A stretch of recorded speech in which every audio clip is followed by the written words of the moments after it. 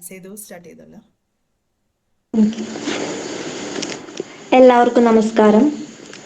വിജയം ആസ്വാദ്യകരമാകണമെങ്കിൽ പ്രയാസങ്ങൾ ആവശ്യമാണ്.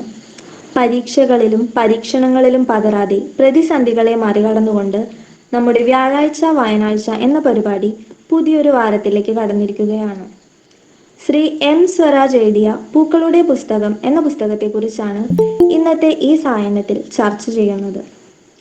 കേരള നിയമസഭയിലെ ഏറ്റവും മികച്ച സാമാജികന്മാരിൽ ഒരാളാണ് ശ്രീ എം സ്വരാജ്. കേരളത്തിലെ മികച്ച പ്രഭാഷകരിൽ ഒരാൾ കൂടിയാണ് അദ്ദേഹം. ജീവിതത്തിൽ തന്നെ ആകർഷിച്ച 10 പൂവുകളെ പറ്റി വിശദീകരിക്കാനാണ് അദ്ദേഹം ഈ പുസ്തകത്തിലൂടെ ശ്രമിക്കുന്നത്. ആളിക്കത്തുന്ന അഗ്നി പോലൊരു പൂവിനെ പറ്റി പറഞ്ഞു തുടങ്ങുന്ന ഈ പുസ്തകത്തിലെ ആശയങ്ങളെ ഒരു പൂക്കാലമായി തന്നെ നമുക്ക് മുന്നിൽ ഇന്ന് അവതരിപ്പിക്കുന്നത് SNM ട്രെയിനിങ് കോളേജ് മലയാളം വിഭാഗം അധ്യാപകൻ ഡോക്ടർ KS കൃഷ്ണകുമാർ മാഷാണ്.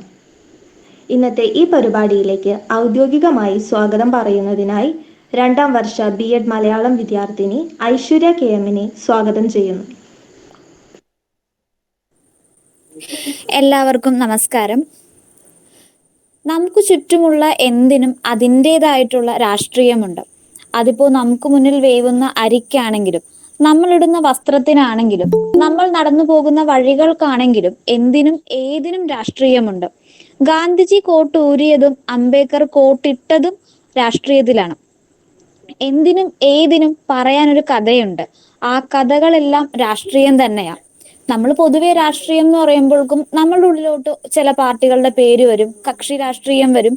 പക്ഷേ ഇതിൻ്റെയൊക്കെ അപ്പുറത്തേക്കും രാഷ്ട്രീയം എന്ന് പറയുമ്പോഴേക്കും അത് നമ്മളുടെ സ്വത്വവുമായി ബന്ധപ്പെട്ട നമ്മൾ ജീവിക്കുന്ന സമൂഹമായി നമ്മൾ പുലർത്തേണ്ട ഒരു ബന്ധത്തിന്റെ എല്ലാം ആകെ തുകയായിട്ട് നമുക്ക് കാണാൻ കഴിയും. അതേപോലെ തന്നെ നമുക്ക് ചുറ്റുമുള്ള പൂക്കൾ, ആ പൂക്കൾക്കെല്ലാം പറയാനുള്ള മനോഹരമായ കഥകൾ, ആ പൂക്കളുടെ പേരിലുള്ള ഒരുപാട് രാഷ്ട്രീയങ്ങൾ, അതെല്ലാം വളരെ മനോഹരമായി ചർച്ച ചെയ്യുന്ന ഒരു പുസ്തകത്തിന്റെ അവതരണത്തിനാണ് ഇന്ന് ഈ വ്യാഴാഴ്ച സാക്ഷ്യം വഹിക്കാൻ പോകുന്നത്. ഇന്നിവിടെ ഈ ഒരു പരിപാടിയിൽ അധ്യക്ഷപദം അലങ്കരിക്കുന്ന ബഹുമാനപ്പെട്ട SNM training college principal Susmitha മിസ്സിനെ ആദ്യമേ തന്നെ ഈ ഒരു പരിപാടിയിലേക്ക് വളരെ സ്നേഹപൂർവ്വം സ്വാഗതം ചെയ്യുന്നു. ശ്രീ എം സ്വരാജിന്റെ പൂക്കളുടെ പുസ്തകം എന്ന ഈ ഒരു പുസ്തകത്തിന്റെ ഇന്നിവിടെ അവതരിപ്പിക്കുന്നതും അതുപോലെ തന്നെ ഈ ഒരു വ്യാഴാഴ്ച വായനാഴ്ച എന്ന പരിപാടിയുടെ ടീച്ചർ കോർഡിനേറ്റർ കൂടിയായ കൃഷ്ണകുമാർ സാറിനെയും ഹീര മിസ്സിനെയും കോളേജ് ലൈബ്രറിയൻ വിനോദ് സാറിനെയും ഏറെ സ്നേഹത്തോടെ ഈ പരിപാടിയിലേക്ക് സ്വാഗതം ചെയ്യുന്നു. ഇന്നിവിടെ എത്തിച്ചേർന്നിരിക്കുന്ന അധ്യാപകരെയും അനധ്യാപകരെയും ഈ പരിപാടിക്ക് വേണ്ടി അക്ഷീണം പ്രവർത്തിക്കുന്ന എൻ്റെ പ്രിയ കൂട്ടുകാരെയും ഈ അവതരണത്തിൽ പങ്കുചേരാൻ എത്തിയിരിക്കുന്ന മറ്റുള്ള ഏവരെയും ഒറ്റ വാക്കിൽ സ്വാഗതം ആശംസിച്ചുകൊണ്ട് നിർത്തുന്നു. നന്ദി, നമസ്കാരം. നന്ദി ഐശ്വര്യ. പുസ്തകം അവതരിപ്പിക്കുന്നതിനായി കൃഷ്ണകുമാർ മാഷിനെ സ്വാഗതം ചെയ്യുന്നു. എല്ലാവർക്കും നമസ്കാരം. ഒരു നല്ല സായാഹ്നം ആശംസിക്കുകയാണ്. കേൾക്കുന്നില്ലേ? നെറ്റ്വർക്ക് ഒരു ചെറിയ പ്രശ്നം തോന്നുന്നുണ്ട്. കേൾക്കാം സർ. കേൾക്കുന്നു. ഇതാണ് ഇന്ന് നമ്മൾ പരിചയപ്പെടുത്തുന്ന പുസ്തകം, പൂക്കളുടെ പുസ്തകം. നമ്മുടെ ഈ വ്യാഴാഴ്ച വായനാഴ്ച എന്ന പരിപാടി തന്നെ പുസ്തകങ്ങളുടെ ഉള്ളടക്കത്തെക്കാൾ പുസ്തകങ്ങളുടെ ആ മതിൽക്കെട്ടിന് ചുറ്റും അല്ലെങ്കിൽ ആ കെട്ടിടത്തിന് ചുറ്റും നടക്കാനുള്ളൊരു പ്രചോദനം ഉണ്ടാക്കുക എന്നുള്ളതാണ് ലക്ഷ്യം. തുടക്കം മുതലേ ഈ പദ്ധതിയിൽ അല്ലെങ്കിൽ ഈ ഒരു പരിപാടിയിൽ കുട്ടികളെ കൊണ്ട് അവതരിപ്പിക്കണം എന്ന് കരുതിയ ഒരു പുസ്തകമായിരുന്നു പൂക്കളുടെ പുസ്തകം. കാരണം ഇത് നമ്മളിവിടെ ഒരു ടീച്ചേഴ്സ് ട്രെയിനിങ് കോളേജിന്റെ വിദ്യാർത്ഥികൾക്ക് വേണ്ടി നടത്തുന്ന ഒരു പരിപാടിയാണ്. അതിൽ മറ്റ് അഭ്യുദയകാംക്ഷികളും എല്ലാവരും ഇതിൽ പങ്കെടുക്കുന്നുണ്ട് എന്നുള്ളതാണ് അതിൻ്റെ വേറെ സന്തോഷം. അപ്പോൾ ഒരു അധ്യാപികയാകാൻ പോകുന്ന ഒരാൾ അല്ലെങ്കിൽ അധ്യാപകനാകാൻ പോകുന്ന ഒരാൾ തീർച്ചയായിട്ടും വായിച്ചിരിക്കേണ്ട ഒരു പുസ്തകമാണ് പൂക്കളുടെ പുസ്തകം. അതിന് ക്ലാസ് മുറിയിൽ വലിയ സാധ്യതകൾ ഉള്ളതാണ്. നേരത്തെ ഐശ്വര്യ പറഞ്ഞ പോലെ സർവ്വതിലും രാഷ്ട്രീയമുള്ള ഒരു കാലത്താണ് നമ്മൾ ജീവിക്കുന്നത്. അത് ഈ കാലത്ത് മാത്രമല്ല, ചരിത്രാതീത കാലം മുതൽക്കും രാഷ്ട്രീയമുണ്ട്. ഈ പുസ്തകത്തിൽ തന്നെ അവസാന ഭാഗത്തൊരു മരത്തെ കുറിച്ച് പറയുന്നുണ്ട്. അത് ചിനാർ എന്ന് പറഞ്ഞ ഒരു മരമാണ്. കാശ്മീരിലുള്ള, അധികം കാശ്മീരിലാണ് ആ മരം കാണുന്നത്. ആ ചിനാർ മരത്തെ അല്ല പിന്നെ പറഞ്ഞു വരുന്നത് സ്വരാജ്, ഒരു രാഷ്ട്രീയത്തെയാണ്. വിഭജിക്കപ്പെടാതിരുന്ന ഒരു കാശ്മീരിനെ കുറിച്ചുള്ള ഒരു കൃത്യമായ പ്രതിരോധമാണ്, അല്ലെ അതിന്റെ ചിന്താ അവതരണമാണ് അതിൽ കൊണ്ടുവരുന്നത്. ഒരു പൂവിൽ എന്താണ് ഇത്ര പറയാനുള്ളത്? പൂക്കളെ കുറിച്ച് എന്താണ് ഇത്ര പറയാനുള്ളത്? പൂക്കളെ സ്നേഹിക്കുന്നവർക്ക് അങ്ങനെ, സ്നേഹമില്ലാത്തവർക്ക് അങ്ങനെ ചോദ്യം വന്നേക്കാം.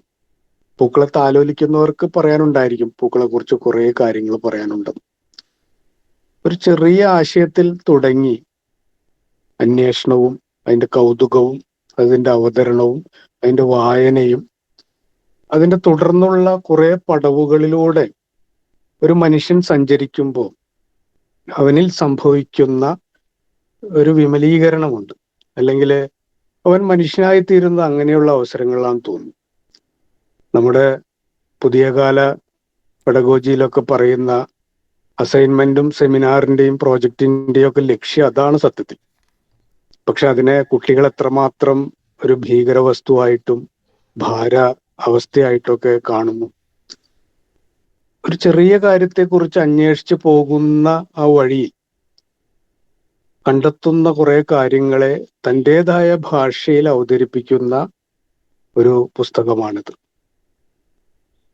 വളരെ രസകരമായ രീതിയിലാണ് ഇതിലത്തെ ഓരോ അധ്യായങ്ങളും മുന്നോട്ട് പോകുന്നത്. അപ്പൊ ഇതിലെ 10 പുസ്തകങ്ങളെ കുറിച്ചാണ് പറയുന്നതെന്ന് നമ്മുടെ സേതു ആരംഭത്തിൽ പറയുകയുണ്ടായി. ശരിയാണ്, 10 പൂക്കളെ കുറിച്ചാണ് ഇതിൽ പറയുന്നത്. 10 പൂക്കളും ഒരു മരവും 4 അന്താരാഷ്ട്ര കവിതകളുമാണ് ഈ പുസ്തകത്തിലുള്ളത്. ആകെ 120 പേജേ ഉള്ളൂ. ഈ 120 പേജ് കൊണ്ട്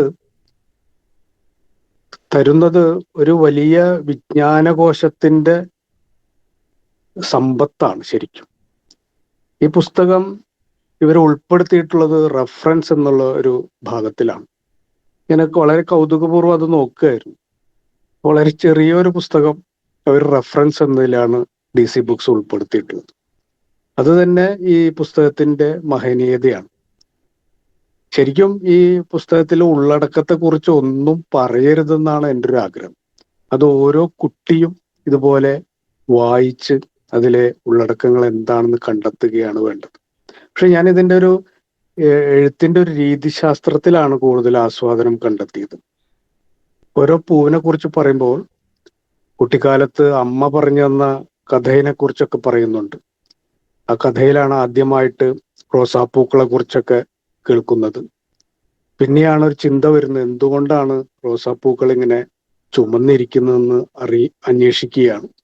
ആ അന്വേഷണം ചെന്നെത്തുന്നത് ഹൗവയിലും ആദത്തിലൊക്കെയാണ്. ഹൗവ അത്ര കാലം വെളുത്തിരുന്ന റോസാപ്പൂക്കളെ ഹൗവ ചുംബിച്ചപ്പോൾ അതങ്ങ് ചുവന്നുപോയി എന്നാണ് ഈ പുസ്തകത്തിൽ പറയുന്നത്. അതൊരു ഐതിഹ്യമാകാം, പക്ഷെ അതിനൊരു ഭംഗിയുണ്ട്. ഐതിഹ്യങ്ങളുടെ ഭംഗി ഒരുപക്ഷെ അതിലത്തെ വിഡ്ഢിത്തവും ഭാവനയും ഒക്കെ ആയിരിക്കും. റോസാപ്പൂക്കൾ എന്തുകൊണ്ട് ചുമന്നിരിക്കുന്നു? എത്ര തരം നിറങ്ങളിലെ റോസാപ്പൂക്കൾ ഉണ്ട്? കറുത്ത റോസാപ്പൂക്കളെ കുറിച്ച് പോലും പറയുന്നുണ്ട്. അപ്പൊ ഇങ്ങനെ ഒരു വൈവിധ്യമാർന്ന, ഞാൻ ഈ വീഡിയോ ഒന്ന് ഓഫാക്കുന്നുണ്ട്. ഇങ്ങനെ വൈവിധ്യമാർന്ന ഒരു അന്വേഷണമാണ് ഈ പുസ്തകത്തിലുള്ളത്. പൂക്കളുടെ പുസ്തകം, ആ പേര് തന്നെ എത്ര സുന്ദരമാണെന്നുള്ളതാണ്. M. സ്വരാജ്, അദ്ദേഹത്തിന്റെ രാഷ്ട്രീയ വ്യക്തിത്വം എല്ലാവർക്കും അറിയാവുന്നതാണ്. അറിവില്ലെങ്കിൽ കൂടുതൽ അദ്ദേഹത്തെ കുറിച്ച് കണ്ടെത്തണം. എന്നിരുന്നാലും CPIM സംസ്ഥാന സെക്രട്ടേറിയറ്റ് അംഗമാണ്. നമ്മുടെ നിയമസഭയുടെ 14-ാം ഇതില് തൃപ്പൂണിത്തുറയെ പ്രതിനിധീകരിച്ച് അദ്ദേഹം MLA ആയിരുന്നു. അദ്ദേഹത്തിന്റെ യൗവനകാലം ഇതിൽ പലയിടങ്ങളിലും പറയുന്നുണ്ട്. SFIയുടെ വിവിധ ഭാരവാഹിത്വമൊക്കെ വഹിക്കുകയും DYFI സംസ്ഥാന സെക്രട്ടറിക്കായി ഇരുന്നൊരു വ്യക്തിത്വമാണ് M. സ്വരാജ്. നിലമ്പൂരാണ് അദ്ദേഹം ജനിച്ചിട്ടുള്ളത്. കാലിക്കറ്റ് സർവകലാശാലയിലെ വിദ്യാർത്ഥി യൂണിയൻ ചെയർമാനായിട്ട് അദ്ദേഹം പ്രവർത്തിച്ചിട്ടുണ്ട്. ഇതൊക്കെ അദ്ദേഹത്തിന്റെ രാഷ്ട്രീയ തലങ്ങൾ ഞാൻ പറഞ്ഞു എന്ന് മാത്രം. അതിലുപരി സ്വരാജ് ജനകീയനായ ഒരു പ്രഭാഷകനാണ്. ഇവിടെ ആമുഖത്തിൽ അത് സൂചിപ്പിക്കുകയുണ്ടായി. ഒരു പ്രഭാഷണം അത്രയും പ്രസക്തിയും പ്രഭയുമുള്ളതായി മാറണമെങ്കിൽ ആ പ്രഭാഷകന്റെ അല്ലെങ്കിൽ ആ സംസാരിക്കുന്നവന്റെ ആ പ്രസംഗകന്റെ വായനയുടെ ആഴവും പരപ്പും അതൊന്ന് വേറിട്ടതായിരിക്കുമെന്നത് ഉറപ്പാണ്. DC കിഴക്കേ മുറിയെ കുറിച്ച് പണ്ട് പറഞ്ഞു കേട്ടിട്ടുണ്ട്.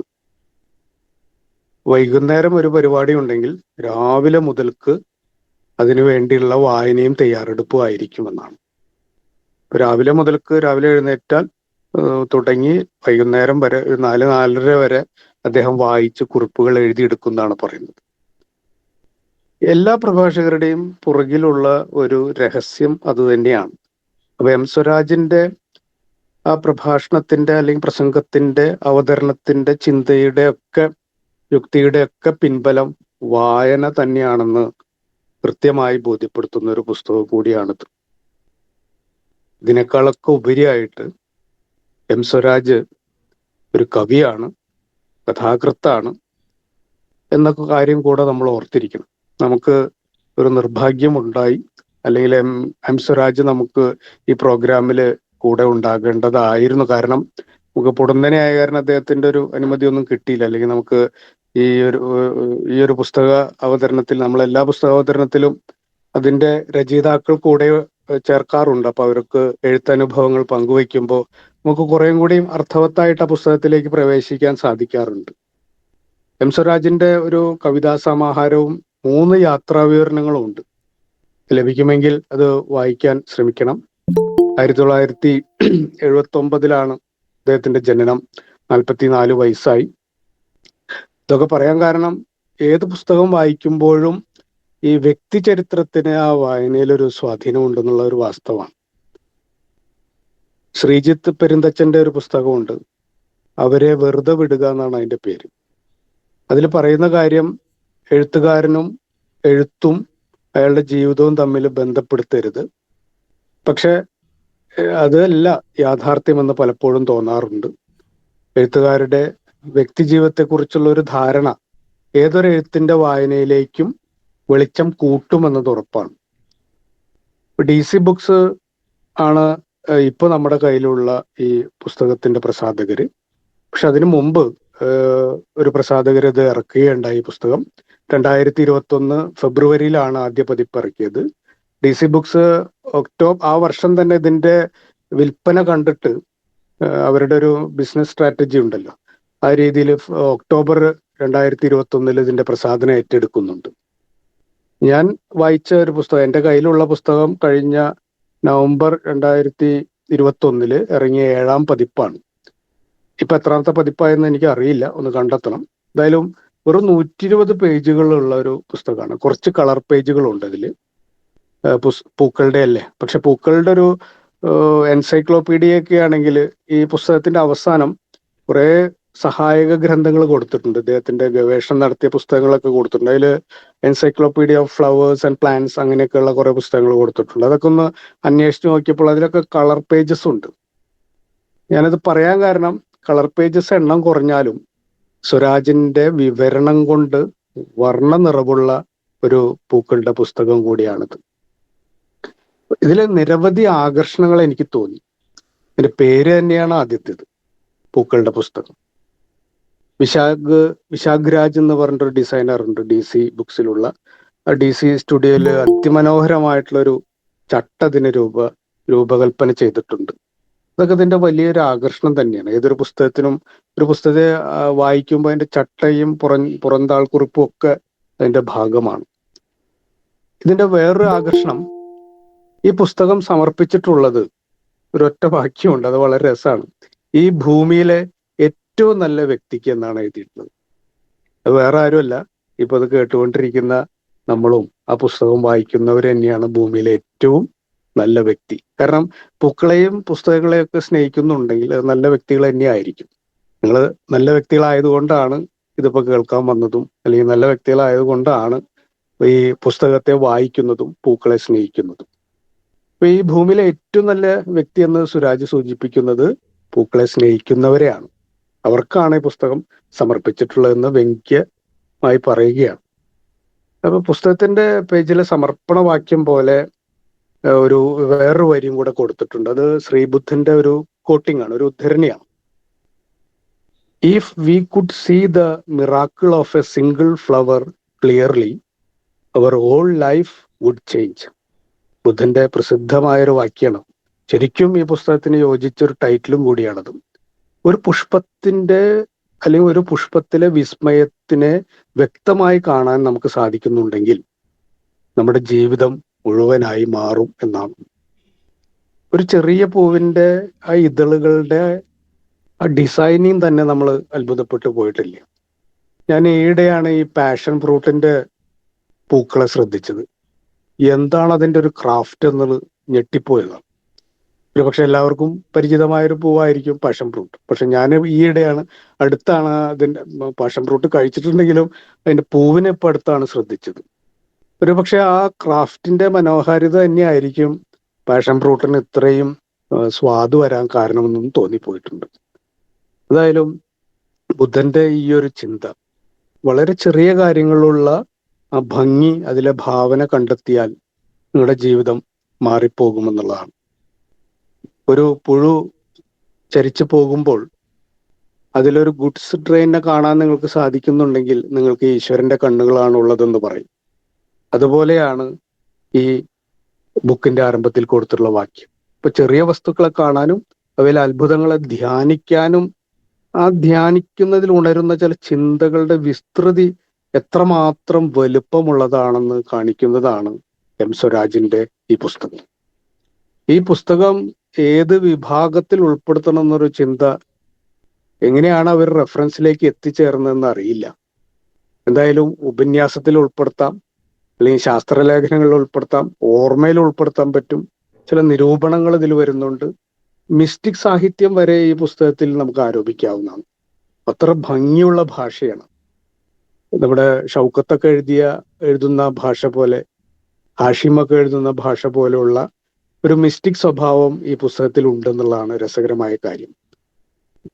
ഒരു എൻസൈക്ലോപീഡിയ ഓഫ് ഫ്ലവേഴ്സ് ആയിരുന്നുവെങ്കിൽ അതാണെങ്കിലും അങ്ങനത്തെ ഒരു ശാസ്ത്ര സ്വഭാവം ഒന്നുമേ ഇല്ലാതെയാണ് ഇതിലത്തെ വളരെ ലാളിത്യമുള്ള ഭാഷ. വളരെ ശ്രദ്ധേയമായ ഒരു കാര്യമാണ്. അപ്പൊ റെഫറൻസ് വിഭാഗത്തിലാണ് പ്രസാധകർ പൂക്കളുടെ പുസ്തകത്തെ ഉൾപ്പെടുത്തുന്നത്. അത്രയും മഹനീയത, അത്ര ഉള്ളടക്കം കൊണ്ടും ചിന്ത കൊണ്ടും അപഗ്രഥനം കൊണ്ടും ഇതിന്റെ അവതരണം കൊണ്ടും എല്ലാം സുരാജിന്റെ പുസ്തകത്തിന് അവകാശപ്പെടാവുന്നതാണ്. നമ്മൾ സൂക്ഷിച്ചു വെക്കുന്നതാണല്ലോ റെഫറൻസ് ഗ്രന്ഥം. ഇത് വാങ്ങിക്കഴിഞ്ഞാൽ ഒരാൾക്കും കൊടുക്കില്ല, സൂക്ഷിച്ചു വെക്കുമെന്ന കാര്യം ഉറപ്പാണ്. അത്രയും റെഫറൻസ് നിറഞ്ഞ ഒരു ഗ്രന്ഥമാണ്.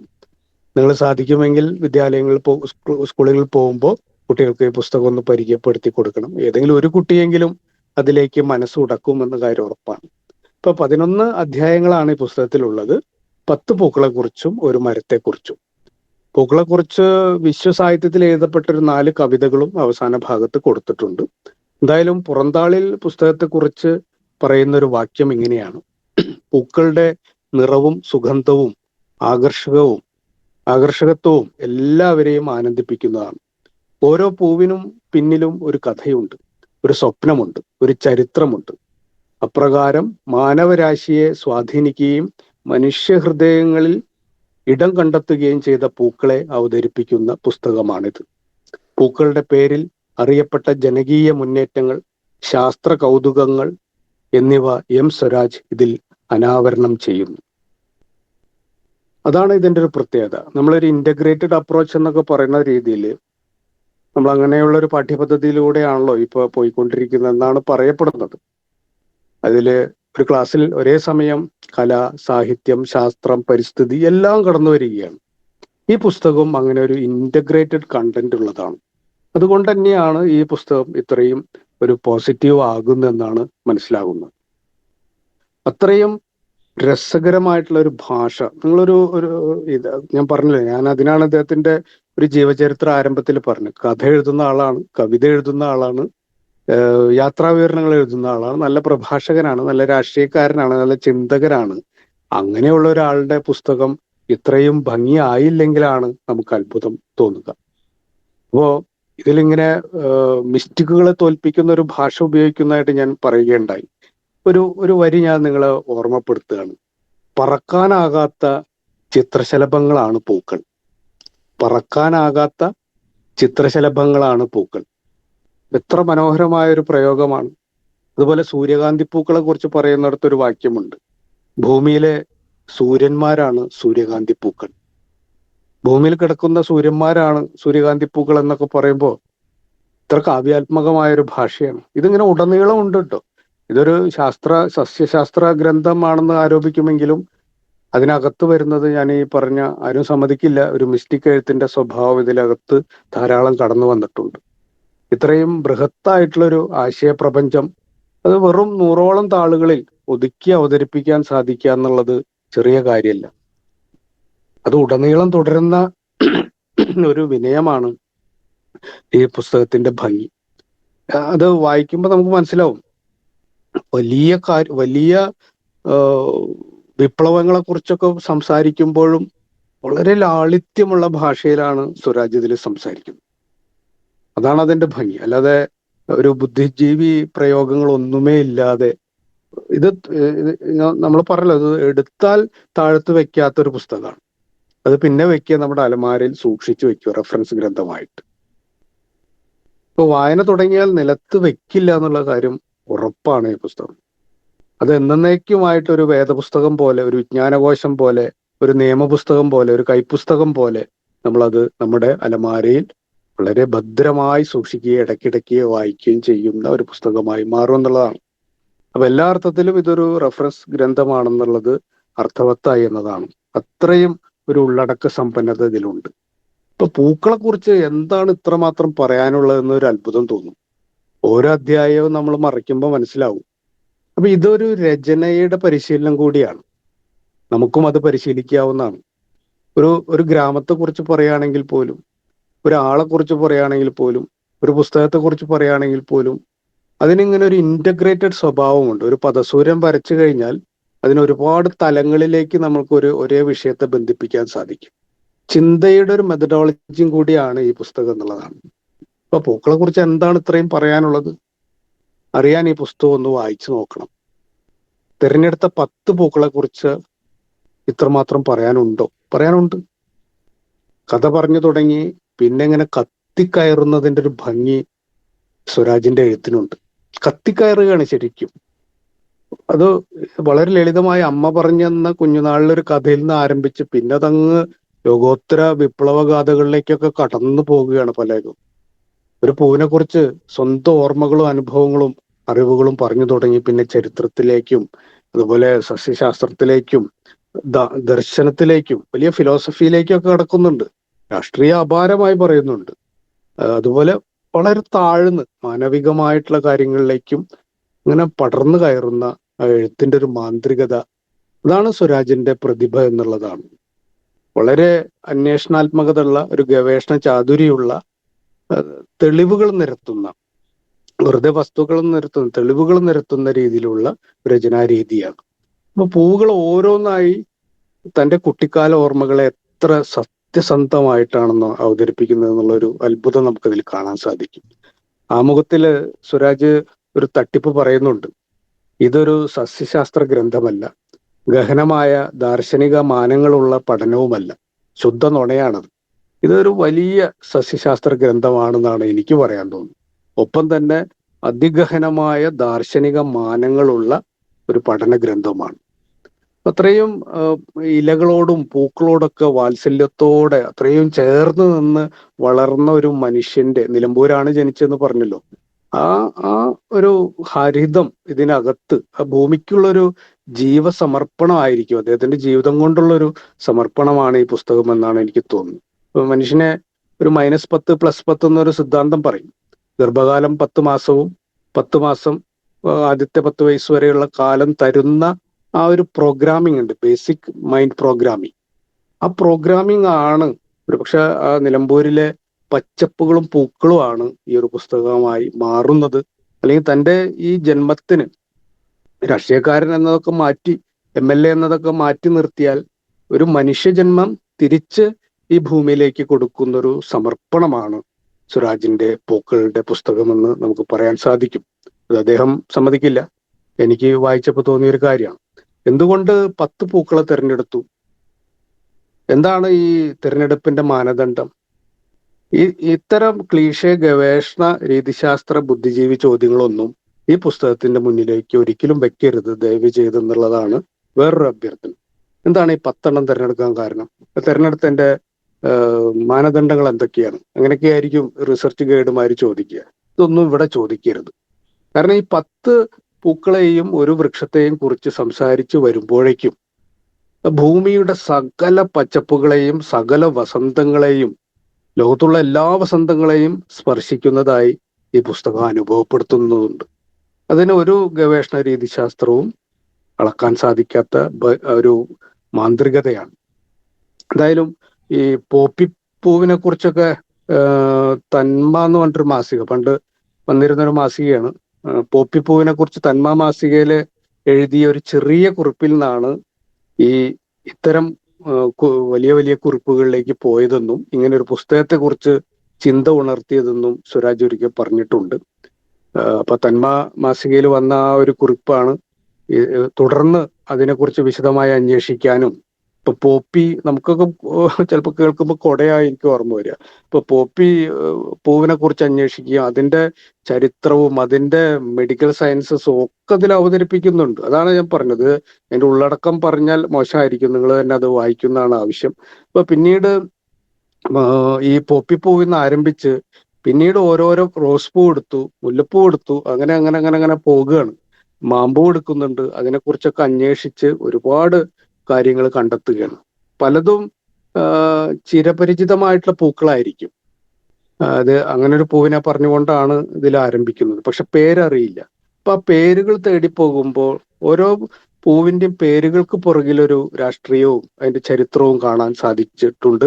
അപ്പൊ ആ പേരുകൾ, ഓരോ പൂക്കൾ, റോസ് സിവിലൈസേഷൻ, റോസ് വിപ്ലവം, അങ്ങനെയൊക്കെയുള്ള പല രീതികളിൽ പുഷ്പമുദ്രകൾ ഉണ്ടാക്കിയിട്ടുള്ള അതിശയങ്ങളെ കുറിച്ചുള്ള അന്വേഷണങ്ങളും കണ്ടെത്തലുകളുമാണ് ഈ പൂക്കളുടെ പുസ്തകം എന്ന് നമുക്ക് പറയാൻ സാധിക്കും. അതിലൂടെയാണ് ഈ പുസ്തകം സഞ്ചരിക്കുന്നത്. 10 പുസ്തകങ്ങളെ കുറിച്ച്, പൂക്കളെ കുറിച്ചാണ് ഇതിൽ പറഞ്ഞു. അതിൽ ആദ്യത്തെ അധ്യായം സഫലമാകാത്ത ഒരു സ്വപ്നത്തിന്റെ പുഷ്പം എന്നാണ്.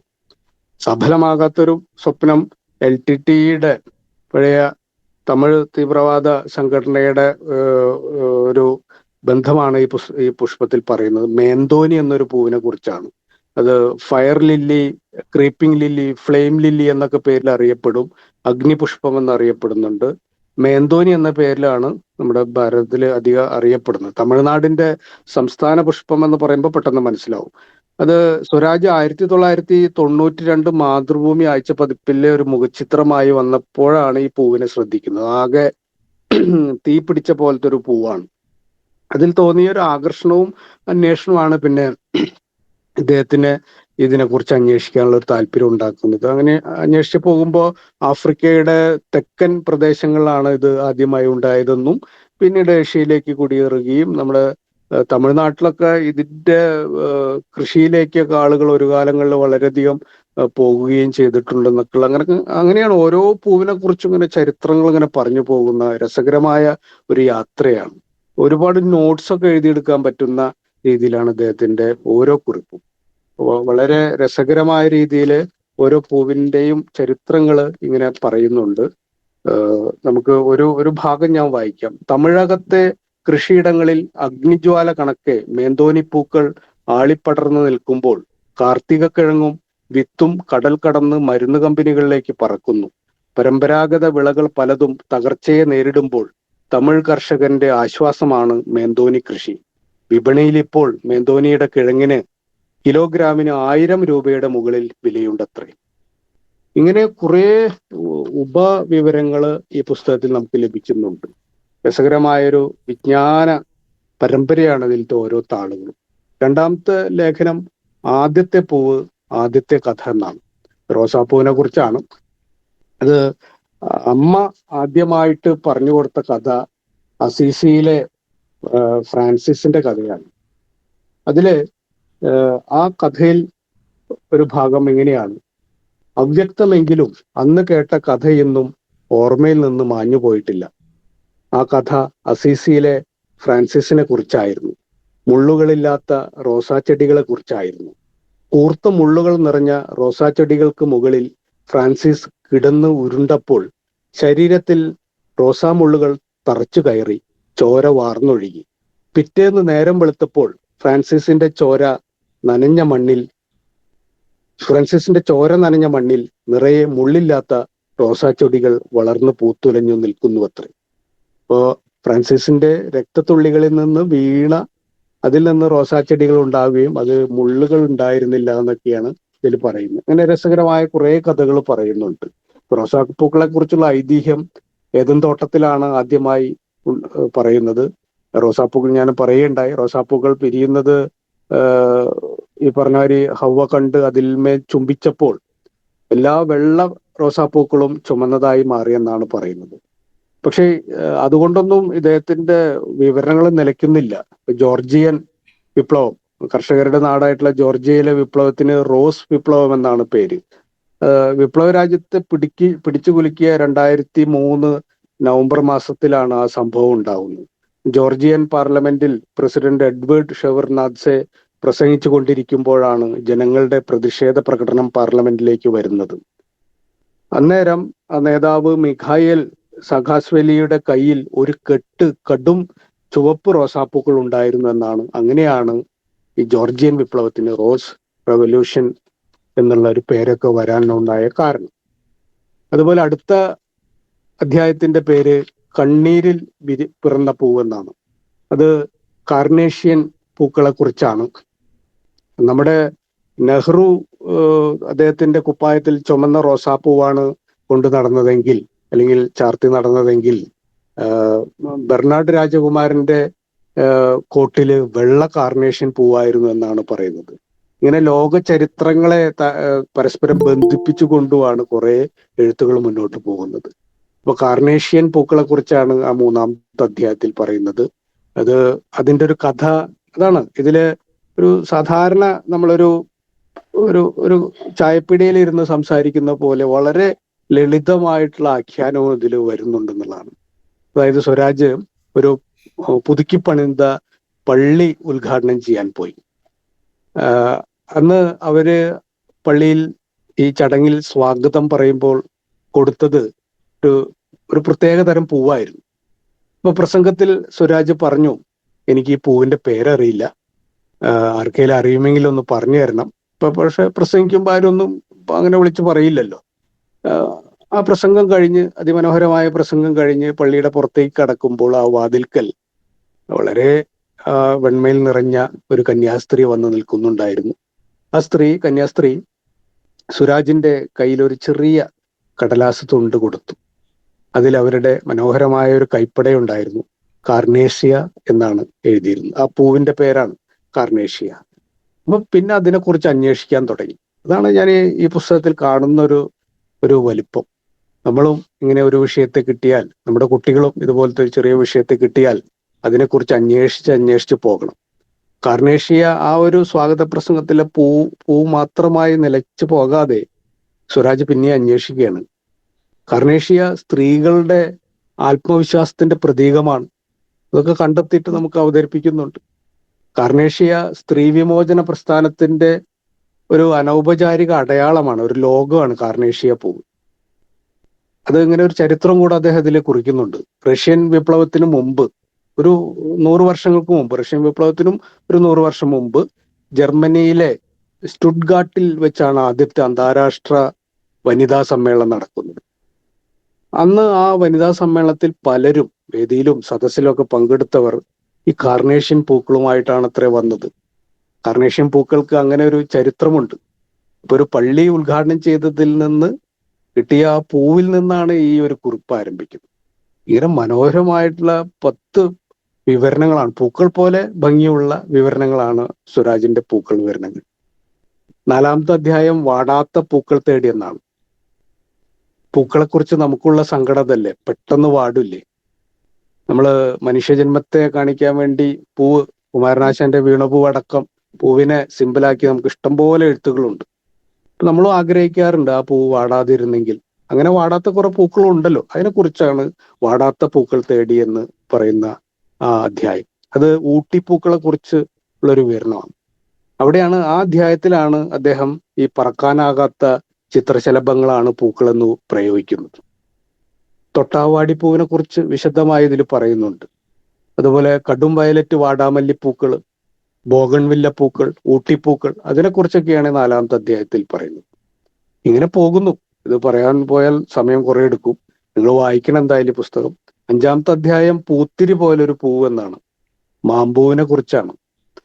വൈലോപ്പിള്ളിയുടെ മാമ്പഴം കവിതയും എല്ലാം അതിൽ അങ്ങനെ ഞാൻ പറഞ്ഞ ഇന്റഗ്രേഷൻ വല്ലാതെ വരുന്ന എഴുത്താണ് ഓരോ കുറിപ്പും. ശാസ്ത്രവും കവിതയും സംഗീതവും എല്ലാം കടന്നു വരുന്നുണ്ട്. രാഷ്ട്രീയവും വിപ്ലവവും എല്ലാം വരുന്ന എഴുത്തുകളാണ്. ഇപ്പൊ മാമ്പൂക്കളെ കുറിച്ച് ഇഷ്ടംപോലെ കഥകൾ പറയുന്നുണ്ട്. പിന്നെ 6-ാമത്തത് അത് പോപ്പി ആയിരുന്നു. ഒപ്പിയം നമ്മൾ കേട്ടിട്ടുണ്ടായിരിക്കും. ഒപ്പിയം, കറുപ്പ്. അത് ഈ പോപ്പിച്ചെടിയുടെ മൂപ്പാകാത്ത, അധികം പാകാകാത്ത കായയുടെ കറ ഉണക്കിയതാണെന്നാണ് പറയുന്നത്. ഇതൊക്കെ ഒരു അറിവാണ്. കറുപ്പ് അങ്ങനെയാണ് ഉണ്ടാവുന്നതെന്നാണ് പറയുന്നത്. അതുപോലെ 7-ാമത്തത് ആഹ്ലാദത്തിന്റെ പുഷ്പം. ആഹ്ലാദത്തിന്റെ പുഷ്പം എന്ന് പറഞ്ഞാൽ അശോകം. ആ ശോകമില്ലാത്ത സന്തോഷം. 7-ാമത്തെ അധ്യായം അശോകപ്പൂക്കളെ കുറിച്ചാണ്. അശോകവനിയെ കുറിച്ചൊക്കെ പറയുന്നുണ്ട്. 8-ാമത്തത് സൂര്യനെ പ്രണയിച്ച പുഷ്പം, സൂര്യകാന്തി. ജി ശങ്കരക്കുറുപ്പിന്റെ കവിതയിൽ നിന്നാണ് സൂര്യകാന്തി പൂക്കളെ കേട്ടതെന്നും അങ്ങനെ സൂര്യകാന്തിയെ കുറിച്ച് പോകുന്നു. സൂര്യകാന്തി വിത്ത്, സൂര്യകാന്തി എണ്ണ. അപ്പൊ കണ്ടോ, ഒരു വിഷയത്തെക്കുറിച്ച് ഒരുപാട് കാര്യങ്ങൾ ശേഖരിക്കാൻ സാധിക്കും എന്നുള്ളതാണ്. ഇത് എഴുത്തിനൊരു പ്രചോദനം കൂടിയാണ് ഈ പുസ്തകം. 9 ഇലകൾ പച്ച പൂക്കൾ മഞ്ഞ, നമ്മൾ കുഞ്ഞുനാളിൽ പാടുന്ന ഒരു പാട്ടാണ്, സ്കൂൾ കുട്ടിയെ പിടിച്ചോ എന്നൊക്കെ പറഞ്ഞിട്ടുള്ള. അപ്പൊ അതിൽ പറയുന്നത് പച്ചപ്പൂക്കൾ ഉണ്ടോ എന്നുള്ള ഒരു അന്വേഷണമാണ്. പച്ച നിറത്തിലുള്ള പൂക്കൾ ഉണ്ടോ എന്നുള്ളത്. അത് അദ്ദേഹത്തിന് കൊണ്ടെത്തിക്കുന്നത് ക്രിസാന്തം എന്നൊരു പൂവിലാണ്. ജപ്പാനിലെ ദേശീയ പുഷ്പമാണ് ക്രിസാന്തമം. പച്ച ക്രിസാന്തമം പൂക്കളെ കുറിച്ചാണ് ആ അധ്യായം പറയുന്നത്.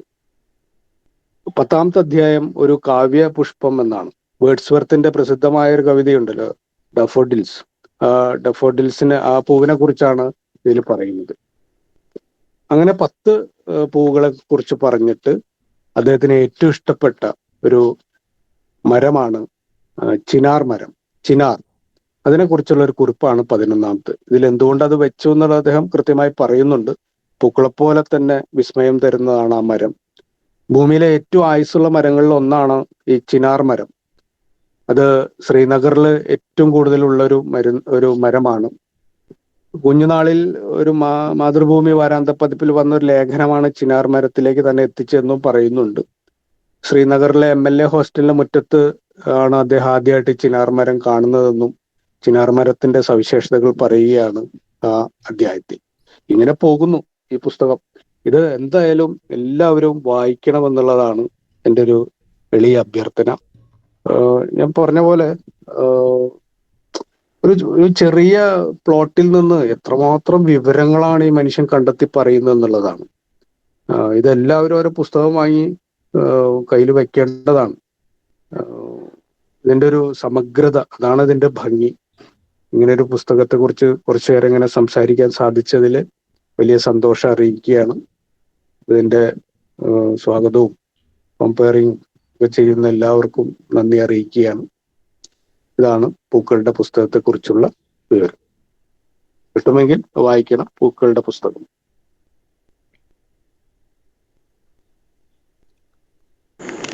നന്ദി മാഷെ.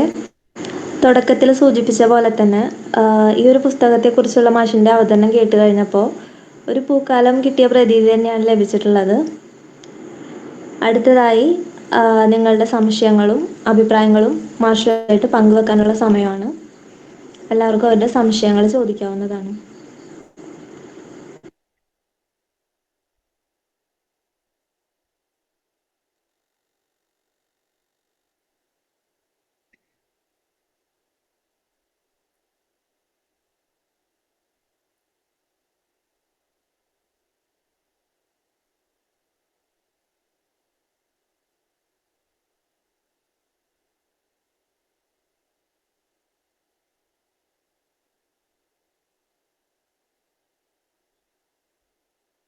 മാഷേ മനോഹരമായ അവതരണമായിരുന്നു.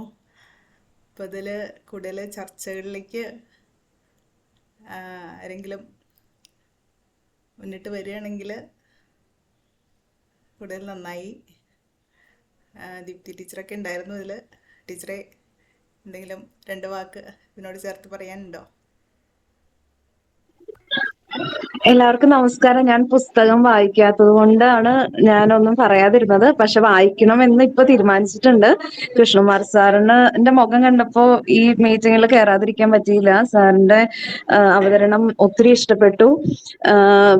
പൂക്കള് നമ്മളെപ്പോഴും ഇങ്ങനെ ചിന്തിപ്പിക്കാറുണ്ടല്ലോ. ഇംഗ്ലീഷിൽ ഇപ്പോ സ്കൂളിൽ പഠിക്കാനുള്ള ഒരു കവിതയുണ്ട്, സോങ് ഓഫ് എ ഫ്ലവർ. അതാണ് അതിലെ വരികൾ ഇങ്ങനെ പഠിക്കുമ്പോൾ നമ്മൾ കുട്ടികളോട് ഇങ്ങനെ പറയാറുണ്ട്, ഓരോ കുഞ്ഞിപ്പൂക്കളെയും കാണണം, ക്ലാസ്സിൽ കൊണ്ടുപോകണം, കുട്ടികൾക്ക് കൊടുക്കണം, എന്നിട്ട് പൂക്കളെ കുറിച്ച് കവിത എഴുതിക്കണം എന്നൊക്കെ പറയാറുണ്ട്. അപ്പൊ അതൊക്കെ ഞാൻ സാറ് പറയുമ്പോൾ ഇങ്ങനെ ഓർക്കുകയായിരുന്നു. ചെറിയൊരു സാധനത്തിന് പോലും എന്തൊക്കെയാണ് നമ്മളെ പഠിപ്പിക്കാനുള്ളതെന്ന് സാറ് വളരെ കൃത്യമായിട്ട് പറഞ്ഞു. സാറിന്റെ അവതരണം ഒരു തുമ്പപ്പൂ പോലെ തന്നെ വളരെ രസവും എന്നാൽ സുഗന്ധമുള്ള ഒരു തുമ്പപ്പൂ പോലെ തോന്നി.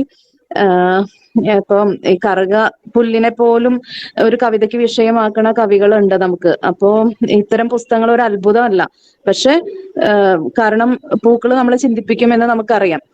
എന്നിട്ടും ഇങ്ങനെ തെരഞ്ഞെടുത്ത, എന്നാൽ സാറ് പറഞ്ഞ പോലെ ഇന്റഗ്രേറ്റഡ് ആയിട്ടുള്ള ഇത്രയും വിഷയങ്ങൾ ഒരു കവിത, അതിന്റെ സൗന്ദര്യം മാത്രമല്ലല്ലോ, അങ്ങനെ എത്ര എത്ര കാര്യങ്ങൾ കണക്ട് ചെയ്തുകൊണ്ട് ഒരു പുസ്തകം രചിക്കാൻ കഴിഞ്ഞിട്ടുണ്ടെങ്കിൽ അതൊരു അത്ഭുതം തന്നെയാണ്. വളരെ വളരെ സന്തോഷം ഇതിന്റെ ഭാഗമാകാൻ പറ്റിയതില്. അപ്പൊ സോങ് ഓഫ് എ ഫ്ലവറിന്റെ അവസാനത്തെ വരികൾ ഞാൻ എപ്പോഴും എന്നെ ചിന്തിപ്പിക്കാറുണ്ട്, എന്റെ വിദ്യാർത്ഥികളെയും ചിന്തിപ്പിക്കാറുണ്ട്. പുഷ്പം പറയുന്നുണ്ട്, നിങ്ങളുടെ ജീവിതത്തിലെ എല്ലാ പ്രധാനപ്പെട്ട മുഹൂർത്തങ്ങൾക്കും ഞാൻ സാക്ഷിയാണ്. ജനിക്കുമ്പോഴും ഞാൻ ഒരു ആശംസ പറയാൻ, നമ്മുടെ നാട്ടിലാണ് ഈ പൂക്കൾ കുറവ്, നമ്മൾ ഗിഫ്റ്റ് ആയിട്ട് ഫ്രൂട്ട്സ് ഒക്കെ ആയിട്ടാണ് പോണേ. പക്ഷെ വിദേശ രാജ്യങ്ങളിലൊക്കെ ഒരാൾ അസുഖം വന്ന് കിടന്നാലും ഒരു ആശുപത്രിയിൽ ഒരു പൂച്ചെണ്ടായിട്ടാണ് പോണേ, ഗെറ്റ് വെൽ സൂൺ എന്ന് എഴുതിക്കൊണ്ട്. അപ്പോ ഒരു മരണാവശ്യത്തിന് പൂവുണ്ട്, ഒരു വിവാഹം നടക്കുമ്പോൾ പൂവില്ലാതെ പറ്റില്ല. എല്ലാ നല്ല മുഹൂർത്തങ്ങൾക്കും സങ്കടമുള്ള മുഹൂർത്തങ്ങൾക്കും സാക്ഷിയാണ് ഒരു പൂവ്. പക്ഷെ ഒരു പൂവ് ഒരിക്കലും സ്വന്തം നിഴല് നോക്കി കുമ്പിട്ട് നിൽക്കാറില്ല നിങ്ങളെ പോലെ. ഞാൻ എപ്പോഴും വെളിച്ചത്തിലേക്ക് നോക്കുള്ളൂ എന്ന് ഓർമ്മപ്പെടുത്തിക്കൊണ്ടാണ് പൂവ് ആ കവിത പാടി അവസാനിപ്പിക്കുന്നത്, സ്വന്തം കഥ പറഞ്ഞ് അവസാനിപ്പിക്കുന്നത്. അപ്പോ അതൊക്കെ ഓർത്തു. സാറും അങ്ങനെ തന്നെ വെളിച്ചത്തെ നോക്കി നടക്കുന്ന ഒരു മനുഷ്യനാണ്. മൂത്തോന്നം കോളേജും കുട്ടികളെ ഒരുപാട് വെളിച്ചത്തിലേക്ക് നയിക്കുന്നു. അപ്പോൾ ഒരുപാട് ഒരുപാട് സന്തോഷം ഈ നല്ല ദിവസത്തിൽ ഇതിന്റെ ഭാഗമാകാൻ കഴിഞ്ഞതിൽ. Thank you so much. വളരെ സന്തോഷം ദീപ്തി ടീച്ചർ. ദീപ്തമായ വാക്കുകളായിരുന്നു. അത് ശരിയാണല്ലേ, നമ്മള് ആശുപത്രിയിൽ പോകുമ്പോ ആപ്പിളും മുന്തിരിയൊക്കെ ആയിട്ട് പോവും. മറ്റുള്ളവര് സുകുമാർ അഴീക്കോട് സാറ് ആശുപത്രി കിടക്കുമ്പോ വിലാസിന്റെ ടീച്ചർ പൂക്കളായിട്ട് വന്ന നേരത്ത് ഞാൻ അവിടെ ഉണ്ടായിരുന്നു. ഞാനത് ഓർത്തുപോയി. വളരെ സന്തോഷം.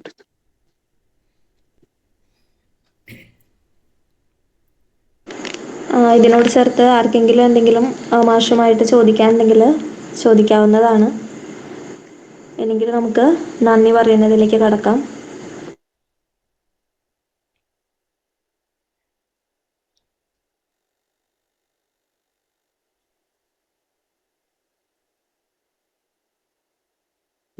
എന്തായാലും പരീക്ഷാ തിരക്കുകൾക്കിടയിലും നമ്മുടെ ഈ വ്യാഴാഴ്ച മുറിഞ്ഞു പോകാതെ ഈ ആഴ്ചയും ഇത് നടപ്പിലാക്കാൻ സഹായിച്ച എല്ലാ വിദ്യാർത്ഥികളെയും പ്രത്യേകം അഭിനന്ദിക്കുകയാണ് കേട്ടോ.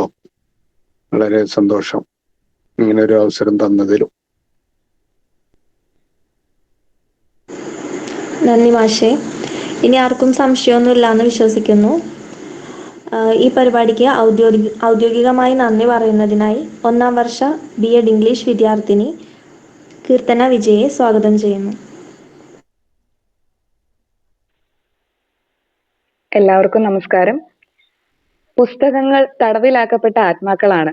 അലമാരകളിൽ നിന്നും പുറത്തെടുത്ത് വായിക്കപ്പെടുമ്പോഴാണ് അവയ്ക്ക് മോചനം സിദ്ധിക്കുന്നത്. ഇന്നത്തെ വ്യാഴാഴ്ച വായനാഴ്ചയിലൂടെ നമ്മൾ അനശ്വരമാക്കിയത് M. സ്വരാജ് സാറിന്റെ പൂക്കളുടെ പുസ്തകമാണ്.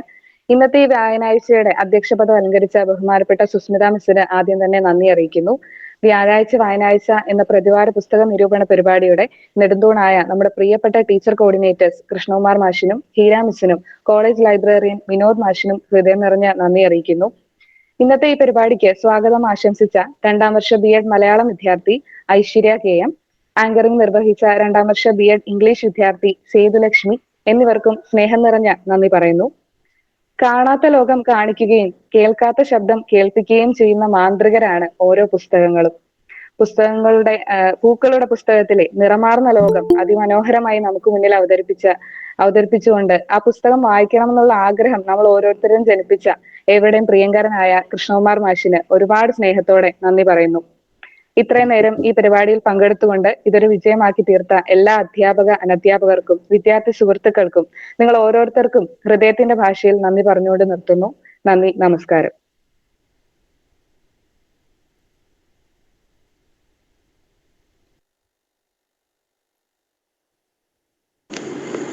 ഈ പരിപാടിയിൽ പങ്കെടുത്ത എല്ലാവർക്കും നന്ദി ഒരിക്കൽ കൂടി അറിയിച്ചുകൊണ്ട് പ്രോഗ്രാം അവസാനിപ്പിച്ചതായി അറിയിക്കുന്നു. അപ്പൊ സന്തോഷം. അഖിലുണ്ടല്ലോ.